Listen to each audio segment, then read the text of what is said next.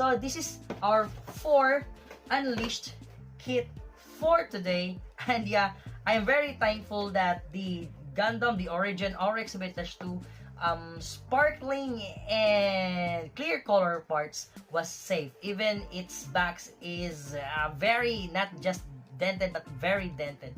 So yeah, we have 4 right here, and I hope you like this kind of videos and contents. And if you like it, please do consider to like, share, comment, subscribe, and please hit that notification bell so that you'll be informed for our next videos. Okay, so that's it for now, guys. Thank you so much for watching. Whew. Good morning, good noon, good afternoon, good evening, and good night. Jake De La Paz signing off, and Gumblr Show signing off. Yep, and goodbye. Peace out. Bye-bye. Yeah, bye. Woo! So, if you reached this part of my video, please comment down there below.